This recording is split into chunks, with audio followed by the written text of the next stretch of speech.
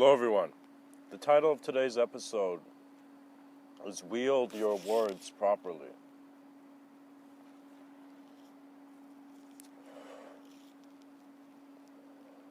What that means is when a human being becomes aware of language and becomes aware of definition, his attention is becoming more sharper to that definition. So what that means is when your mind is constantly engaged with a certain focus towards a certain detail, you'd see that detail more around. Similarly, if you begin to start a new activity and you constantly do it for a while, you'll see that certain things about that detail will be more familiar to you. So the more you do it, the more familiarity you're getting and the more comfortable you are, because the more exposed you are to the details of your work. So you must kind of see that mastery is not coming from the image of the master. It's coming from your comfort to do your work and be here in regards to what you are here to do. Everyone is their own novel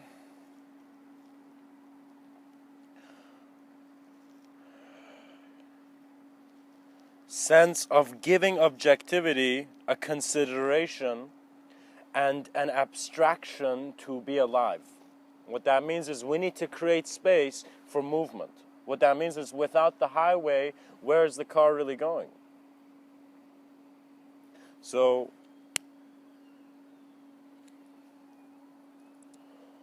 this is where there requires an accuracy into seeing that words imply many different things, and in their very structure and just how a word is made, it is projecting a design. The beautiful thing, the very complex beauty that we find in simple things is that the design is projecting the complexity. What that means is when we look at number 2, it seems to be made from 1. And so similarly, it's as if man, who is first being aware of the individuality that he is, but also the self-reflective nature of this individuality, begins to see that the collective intelligence is in how the individual was never individual. So your greatest revelations will come to you not to, in a sense, enter the ear of a certain you. Do you see? What that means is, think of it this way. When you communicate as a human being, it is a system that is presenting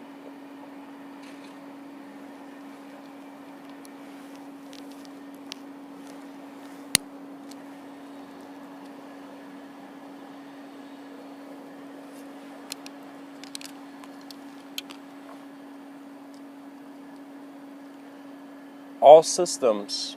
When you communicate, you as a human being are functioning the intelligence of very little aspects of your system. Let's say your whole body is navigating all your organs and all your cells.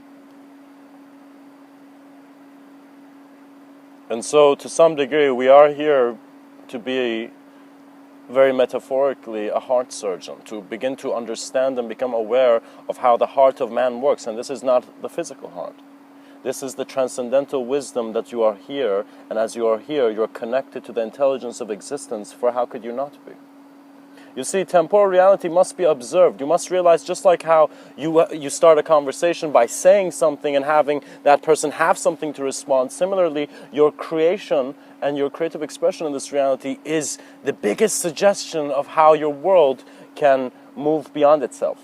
What that means is, just like how you read some lines in a book and get a cognition, similarly, your world is understanding with the engagement that it is having, and to some degree it is conscious. You see, for now, because we're individuals in the human species, how would I communicate this? We are not that open to holistic technologies because we don't want to change. Even though everything is changing, but man doesn't want to change. Man's like, I want to be here.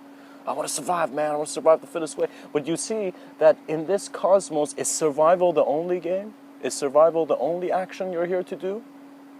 In this experience, in this glow that is in your eyes, that is starlight incarnate.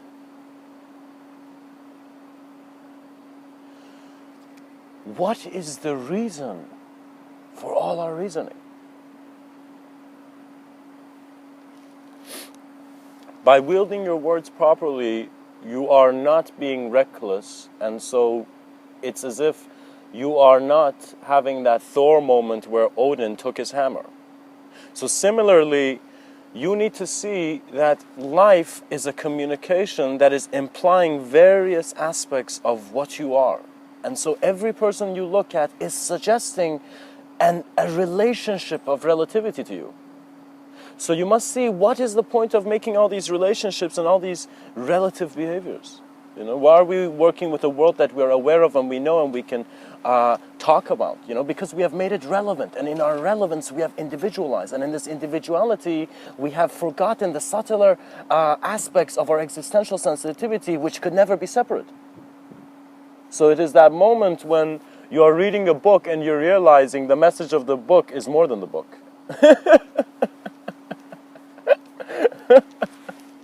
And so similarly, you're seeing what you are seeing with your vision and all your senses. There is more to it than this book of life. To some degree, you are alive and you are experiencing, but how you're keeping things relevant or how things are becoming irrelevant for you are really based on how aware you are that your attention is suggesting reality. So what that means is if your attention is constantly on fighting, guess what? The details of a fighting etiquette will become more real for you. So if your attention is on something else, it will become more real for you. And sometimes we don't know what our attention needs to be on, and we're just in our present moment walking around. But as we begin to see it is man's simple being that does the most complex doing. Because man's simplest being is the whole moment, which encompasses the whole cosmos. So what that means is, if you are not acknowledging your awareness as the origin of all awareness, you are to some degree separating the meaning of the instrument you're given. It's as if someone's given you a violin, but you're not holding it properly.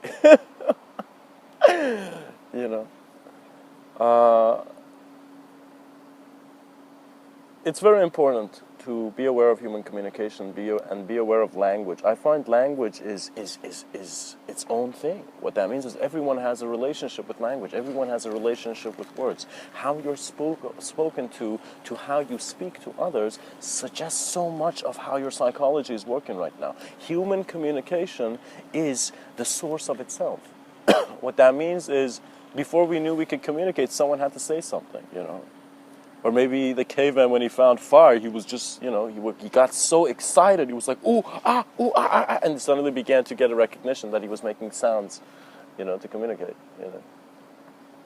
It is very, it's very, very important that we see there are different senses of clarity. The way clarity is communicated to many beings is a definition. So then, because it's communicated as a definition, you're seeking something to be defined as clear. So you're saying, what I am, everything in my moment right now is not clear, then I need to look for something that's going to make this more clear. No, in actuality, all you are is a moment of experience and a moment of existence and a moment of being. You are self-awareness in the making.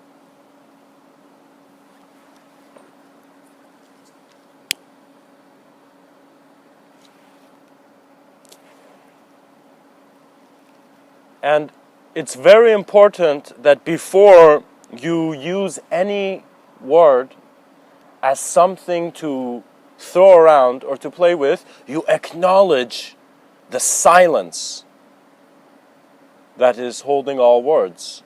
You must become comfortable with your silence, because when you are, you don't have to speak. You're not creating a sense of response and reaction to yourself. You're allowing it to flow. When you think you are a thinker, then you're trying to always help this thinker. You're making to-do lists, to-be lists. But your life is a moment of experience. Wherever you walk, you're getting senses of identification. They're asking us for IDs at coast, but in actuality, every being is an identification of everything they have done and how their intelligence is maintaining themselves. What that means is similar to how I see that I can fix my tie in the mirror. Similarly, the cosmos adjusts itself. So we begin to see that everything is relevant to everything, but through an awareness of no thing, through an awareness of nothing. And what that really means is, at first it'd be like, what is this guy talking about? An awareness of everything through nothing, what does that mean, you know? And of course it doesn't mean anything linearly. What it means is that you must take your spectrum of what you think is good or bad, or what you like or dislike, and throw it in the limitless skies that suggest the vastness of a chaotic order. And what that means is you're allowing yourself to observe the idea in its chaotic aspects and in its ordered aspects.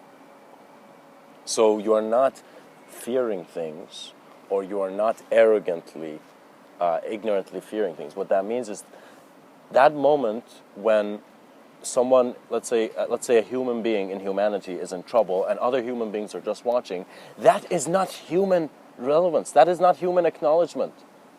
A human being understands the most important thing is to be aware and help people's being. So if someone is disturbing your being, regardless of whatever human you are or whatever idea you have, there is a problem there. Your being is natural. Nature must be allowed to not be interpreted so much that we think we have dominion over it. That is the problem with evolution. That it did suggest a survival, but it made it seem as if we're only surviving. We're not here only surviving. Survival was an aspect of a development of a form, as the awareness of life entered and exited into many probabilities of it.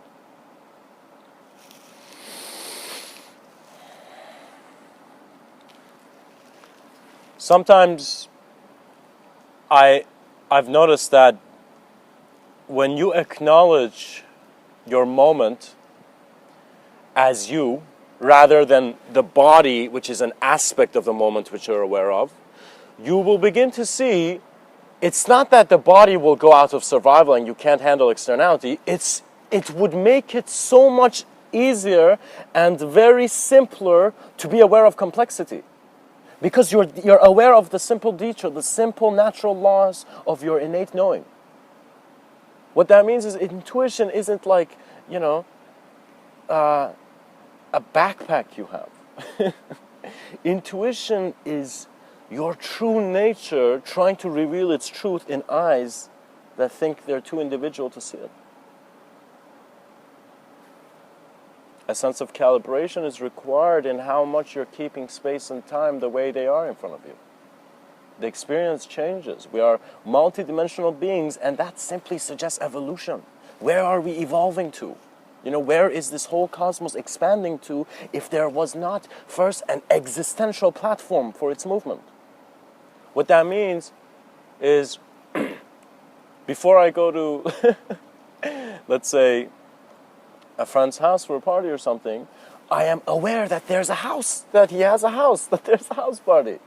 If you're not aware of the house, you cannot go there. So similarly, if this dimension, if all that the human form can be is giving itself to the next moment of all that the human form can be, we are seeing this evolution has the space. So what that means is limitation is a choice when a limitless reality is the presence of the choiceless. Do you see? And this choicelessness is not about that you don't have a choice. Oh, I'm entrapped. Oh, I'm slaved. Oh, some people think, we had slavery, and bless Martin Luther King for being an active voice, but you begin to see men are also becoming slaves to ideas they're not seeing beyond.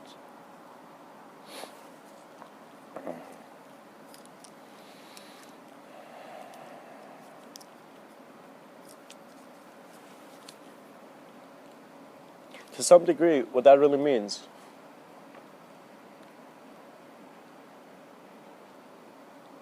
is that we conceive ourselves before we are aware of conception, before we are aware of the nature of conception. And we require an ability to not make internal experience and external experience a locality that is not in where exactly we are seeing reality. So when I looked at the concept of psychic phenomena, the concept of imagination, the concept of human consciousness, the concept of mind, the concept of body, I began to see that what do they all have in common? And it is an instant of awareness to manifestation. So as long as you're alive, no one can take this ability of being aware of form.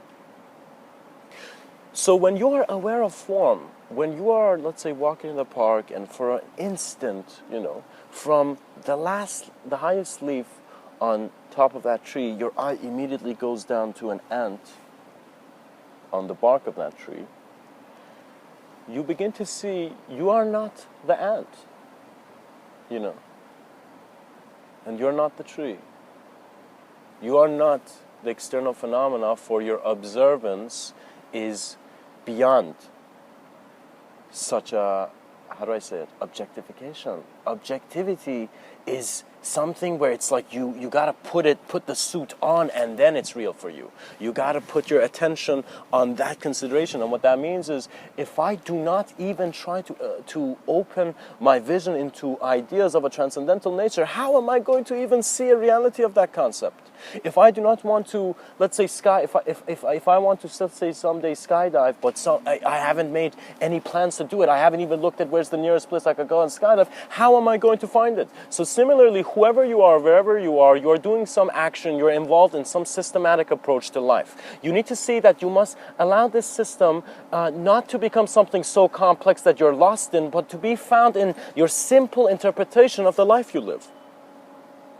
And this is why we find that people who have faith in a holistic view are not bothered by individual changes. But people who only have faith in an individual, they are actually creating immense amounts of fear. Because it's as if you're in the library, but you're not looking in the book for what you're actually seeking. You're in this plane of existence, but you're only limiting your dimensions of experience to one kind of modality of objectification. But even objectivity is infinitely changing. So it is our consideration that is giving us a stillness to even see what we are.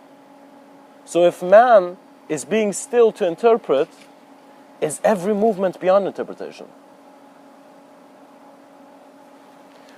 Wield your words properly, because it is not about the words.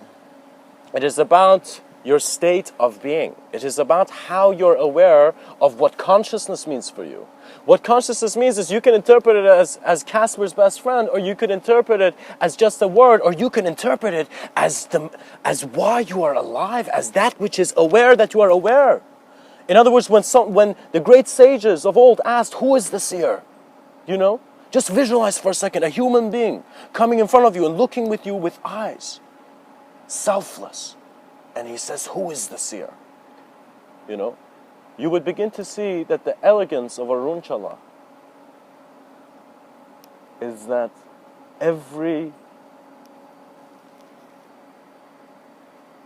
being, every yogi, every man that stepped on that mountain would soon remember that he was never a man. There never was a man who took steps.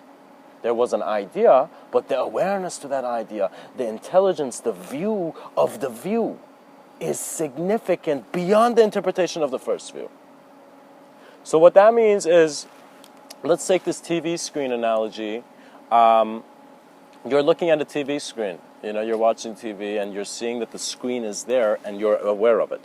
Now, in an instant, just visualize that everything you're seeing is a screen, and who is aware of it?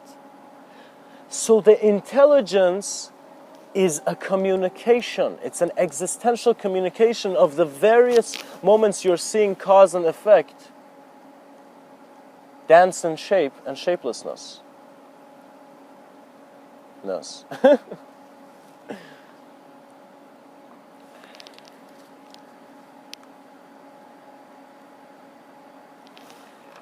It is very crucial to realize that we're not here to make life into something. Life already is a thing. We're just becoming aware of this sense of thingness, and this movement is, in a sense, nothing. It is beyond a thing. So it is no thing. So it's nothing. And it's a remembrance, It's that moment where you are walking and suddenly a very heavy, very, very intense wind just hits you, and you're just standing there, and you're seeing that gravity has become your ally. And so man can put effort to maintain reality.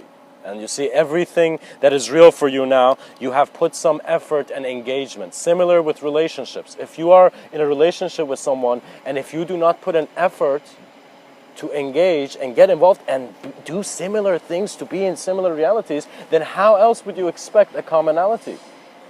And what that means is when couples should not try to really, not to make this about couple therapy, but couples should not try to think that they need to heal a wounded relationship, because then they're considering themselves to have been wounded. But to begin anew with a simplicity that is just like if every other bad relationship you've been in has been a rock thrown in the pond, you're for the first time not associating with the impact of the rock and the ripples, you're associating with the settlement of the pond. The last ripple is gone. You're clear. You're seeing that life is life.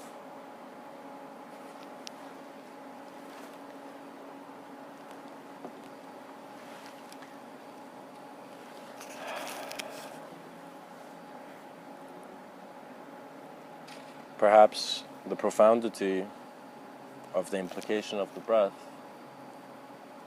was that it is not just keeping your body here. It is keeping also all bodies of thought and consideration here. And so when you see all that is here,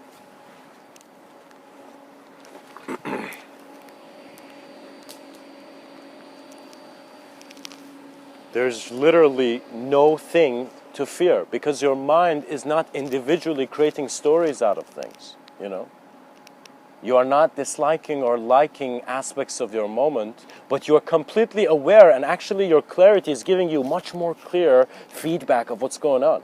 What that means is, something I noticed is that when you stop trying to be a thinker, and you're just aware of thought, just like how you're aware of a blue jay on a branch,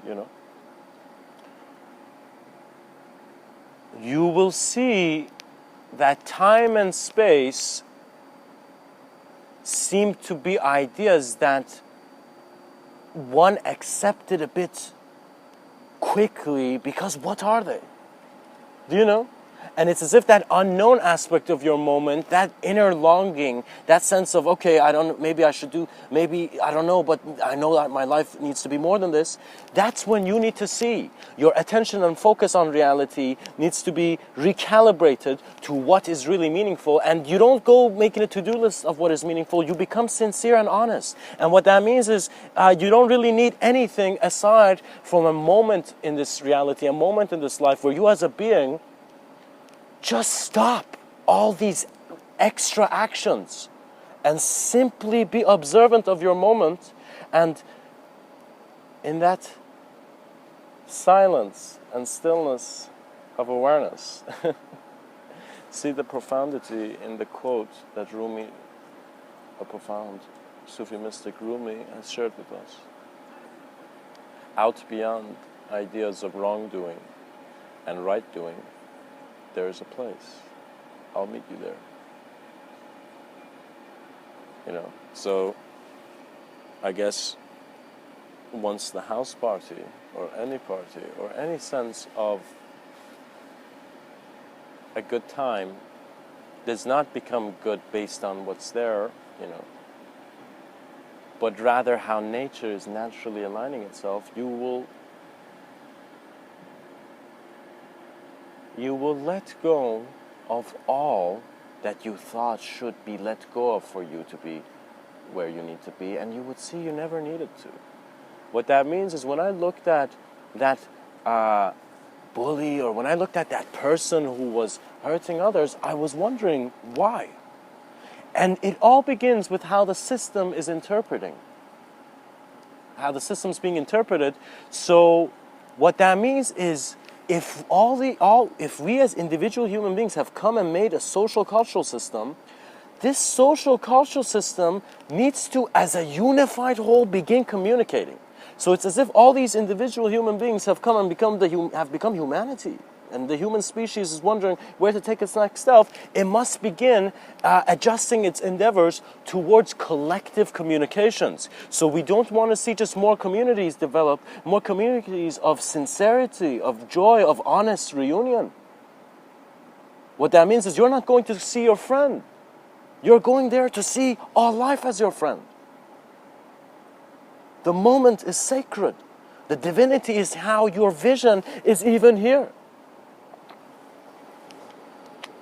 And do not chain yourself or limit your, in a sense, exploration by making reality seem to fit a shape. Because some men come through a conviction, some men look at truth through beliefs. But others never needed subscriptions for what they innately knew. What that means is the most developed human beings are acknowledging more than an individual human being. They're looking in the eyes of every humanity, you know. They're get rid of the humanity part. They are looking in the eyes of every human being, and you see that it is very vast. This life is relevant. Children are being born. Elders are transitioning. We have not stopped. We are a platform. We are a station. This plane of existence is a multidimensional platform. What that means is when I looked at that snail's trail, I thought it was just, it was rubbish. But no, that is a cosmic trail. It is an aspect of the cosmos urging into manifestation. That moment when you wake up in the morning, that is how existence and this plane of existence opens its eyes. What that means is man's greatest exploration of his world of worlds, comes to him when he needs nothing to find that he is everything. Clarification is in an instant. Don't waste your time trying to chase around things, even though sometimes you as an individual, it may be more crucial for you. And when I say maybe, I mean naturally life will take you there. Sometimes you need to go through certain experiences to, again, have your attention on certain details to be able to do your life's work, What that means is, at a point in my life, I wanted to be a football player, and suddenly life took me another way in a ridiculous manner, as if it had given me such good skill to play, but not, the lungs for it, or whatever. But I noticed that it was as if there was more to see out of my vision based on the experiences that I was here. And just if I had been a footballer, I would not have catalyzed myself. I would not have come here to see all that I'm seeing. So what that means is, when you're going into an art gallery, do you plan before what paintings are you going to see? Or do you just go in there and just observe the artwork in man's design, in the world's design? So simply in this life, you don't need to plan how you want to go to this art gallery. You don't need to kind of plan what you need to do, even though planning is required. But you need to see everything is an occurrence and happening in the moment. So when we pull this thread, we seem to find the fabric of the cosmos weaved within every expression.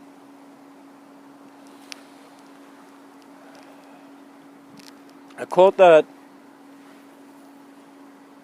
I share often, and it can't be shared enough, is a quote by a very realized being named Nisargadatta Maharaj.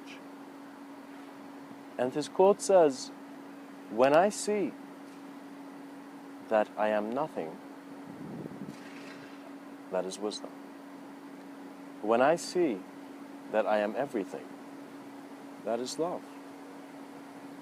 And between these two, my life moves.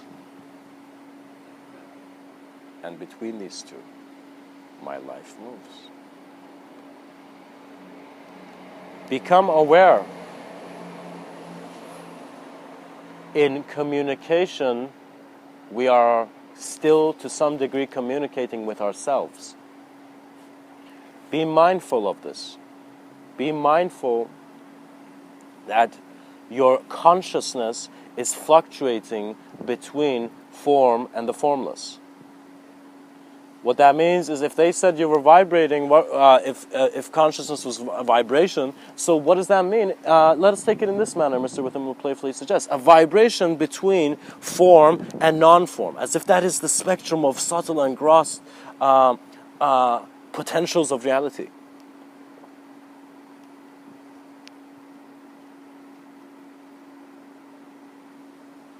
So you're becoming aware that love and wisdom, nothing and everything,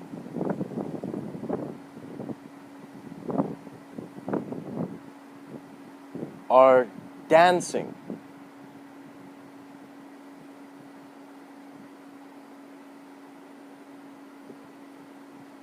in the epoch of man's transition.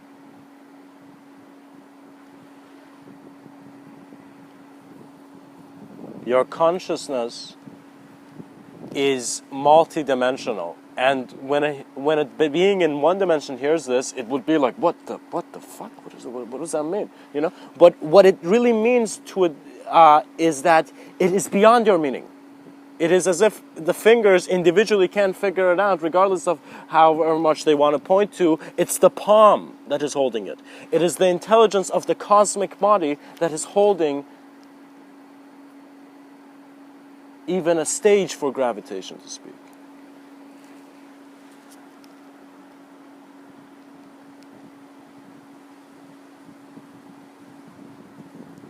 Through every end, you are the beginning. Whether it is moving from an individual consciousness into a collective consciousness, what that means is it seems that many beings who transition from physicality, this transition is not a transition that an individual can understand. This transition is as if you, as an individual, dying, but being received as the world. So if you thought you were an individual and there was this cosmos which you were not a part of, it would be different. It would shift, because you are originating all projections of a reality that can be hollow.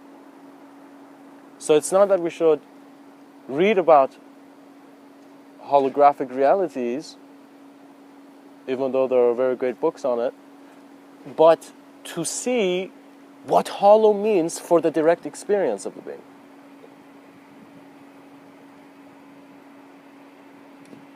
And wakefulness will be its own blessings.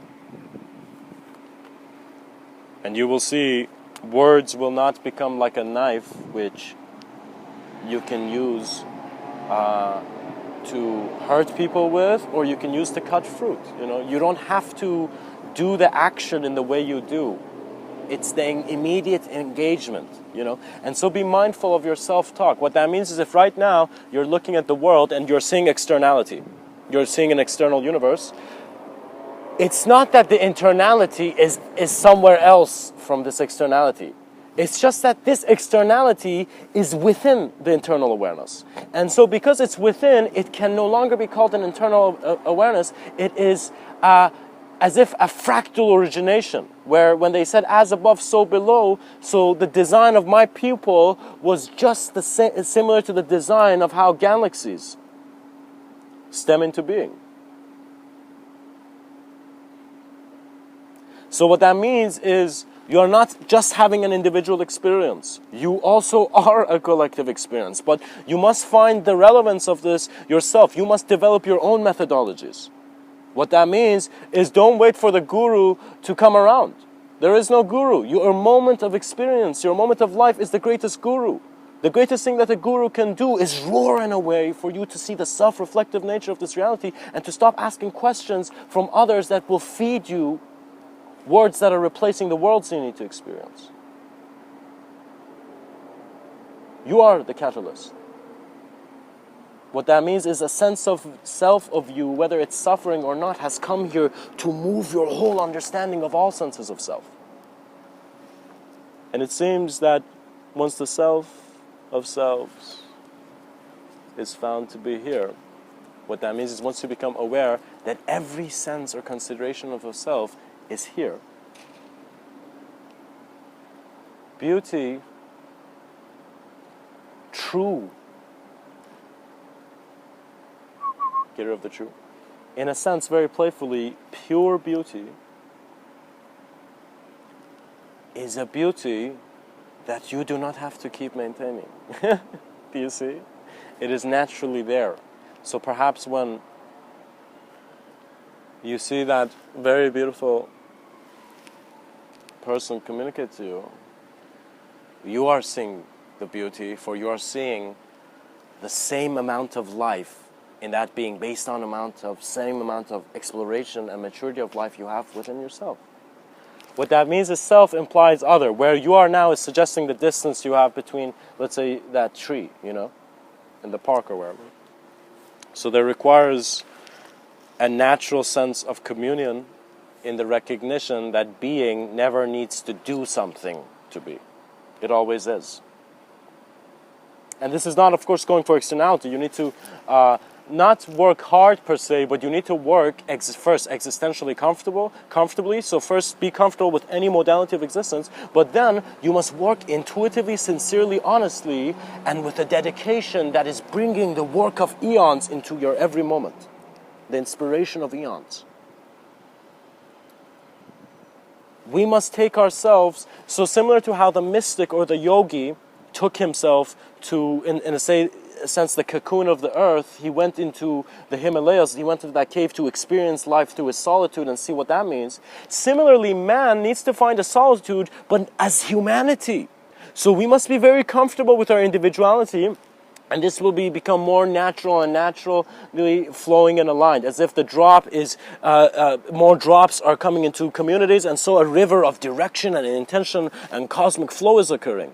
We are understanding that we are multidimensional beings, but it's very important because this sense of beingness is a very new sense of communication. It is self-communication to the degree that you might experience yourself beyond yourself.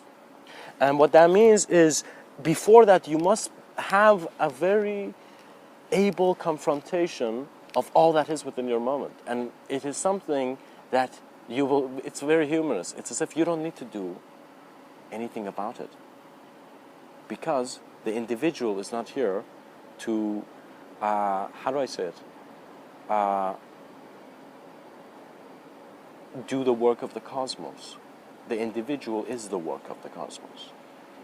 So by our mere design as individual self-awareness, the cosmos is taking care of us. For we have drawn and we have, in a sense, sprouted from that sense of collective intelligence. And so, if you see a being speak about unity consciousness, it is only in the silence after and in the gentleness of their smile and the glare in their eyes that you will truly see.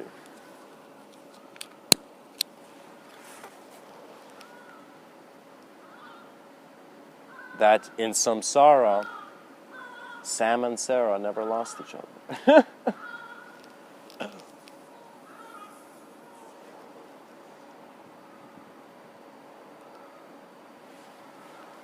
Much blessings and namaste. Before much blessings and namaste. Trust life. You will flow into this intuitive and sincere and honest way. You'd begin to see when they said be yourself, they meant by be aware of the self, and you are all that is within your moment of experience.